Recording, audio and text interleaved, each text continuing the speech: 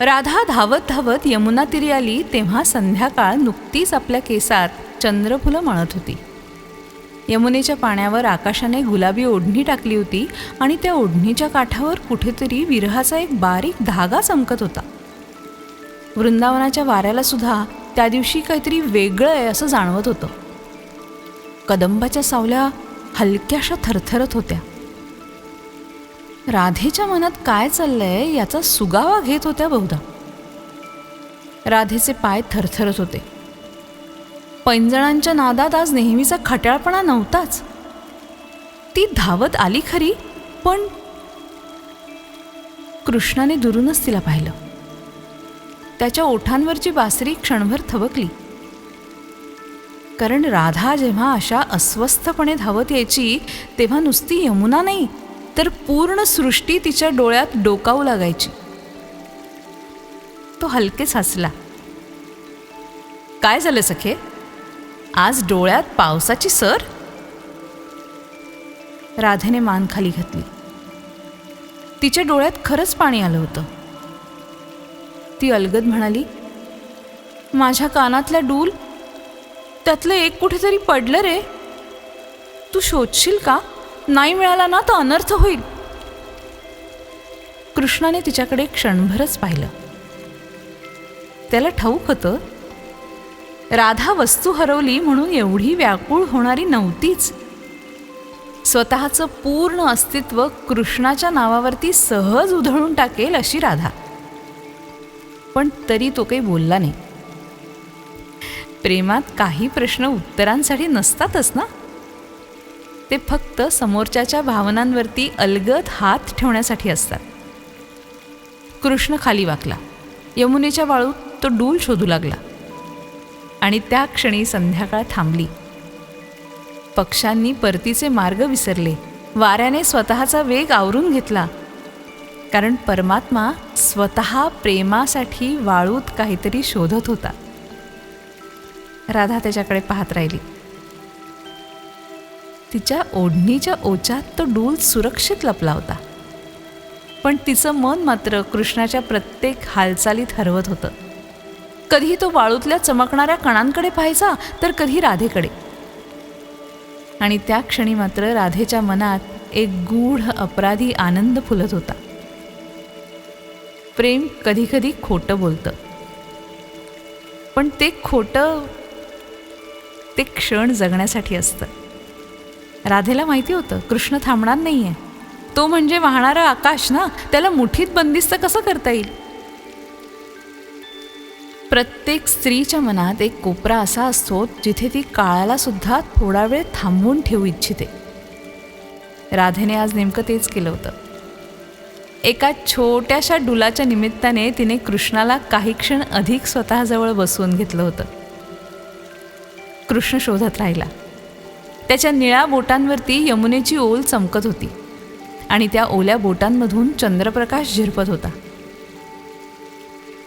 राधेला वाटलं हा पुरुष फक्त द्वारकेचा राजा नाहीये. हा तर स्वतः काळजाच्या प्रत्येक कप्प्यात उतरून राहणारा स्वर आहे. ती त्याच्याजवळ अलगद बसली. सापडेल ना रे? तिने पुन्हा विचारलं. कृष्णाने तिच्याकडे पाहून हसत उत्तर दिलं, हरवलेलं सगळंच सापडत असतं असं नाही हा सखे. काही गोष्टी मुद्दाम लपवल्या जातात. आता मात्र राधेचा श्वास अडखळला. तिला समजून चुकलं. कृष्णाला सगळं समजलंय. पण कृष्णाने पुन्हा वाळूत नजर खुपसली. पुन्हा तो डूल शोधू लागला. आणि आता राधा शोधत होती त्या शोधण्यातलं प्रेम. किती विचित्र आहे ना. एखादी स्त्री आपल्या प्रिय व्यक्तीला थांबवण्यासाठी किती साधी कारणं शोधते. कधी ओढणीचा कोपरा अडकवते, तर कधी शब्दात विरह लपवते, कधी डोळ्यात पाऊस आणते आणि कधी कधी काहीही हरवलेलं नसताना सुद्धा हरवलंय असं म्हणते. खरं सांगू, तिला ती वस्तू नकोच असते मुळी. तिला हवा असतो तो क्षण ज्यात समोरचा पूर्णपणे तिच्यासाठी थांबलेला असतो. राधा कृष्णाकडे पाहत होती आणि तिला जाणवत होतं आज कृष्ण डूल शोधत नाहीये. तो तिच्या मनातली भीती अलगद कुरवाळतोय. कृष्णाला माहिती होतं राधेच्या डोळ्यातलं पाणी त्या डुलासाठी नाहीच, ते त्या प्रत्येक स्त्रीच्या मनातल्या आदिम भीतीसाठी आहे, जिला वाटतं हा क्षण संपला तर. आता कृष्ण मुद्दाम हळूहळू शोधत होता. हळूच वाळूचा प्रत्येक कण बाजूला करत होता. राधेच्या मनातले ते क्षण सांडू नयेत ना म्हणून त्याची ही धडपड. यमुनेवर आता चंद्र उतरला होता आणि त्याचा प्रकाश राधेच्या गालांवरती पडत होता. ती खूप सुंदर दिसत होती. सुंदर म्हणजे फक्त रूपवान नाही, तर एखाद्याला थांबवून ठेवण्यासाठी निष्पाप खोटं बोलण्या इतकी प्रेमात बुडालेली ती राधा. आता कृष्ण उठला आणि राधेच्या दिशेने तिच्या जवळ आला, अगदी जवळ. राधेचा श्वास थरथरला. कृष्णाने हळूच तिच्या ओढणीच्या ओच्याकडे हात नेला आणि तो डूल अलगद बाहेर काढला तेव्हा राधेचे डोळे विस्फारले. कृष्ण म्हणाला, हेच शोधत होतो ना आपण दोघेही. राधेची मान खाली झुकली. तिच्या ओठांवरती लाजेचं चांदणं उतरलं. कृष्णाने तो डूल अलगद, अगदी अलगद तिच्या कानात पुन्हा माळला. त्या स्पर्शाने राधेच्या पूर्ण अस्तित्वात एक मंद शहारा पसरला आणि मग कृष्ण तिच्या कानाशी अगदी हळूच कुजबुजला, सखे, मला माहिती होतं तो डूल हरवला नाही आहे. तुला फक्त हे क्षण तुझे करून घ्यायचे होते ना. राधेच्या डोळ्यात पुन्हा पाणी आलं.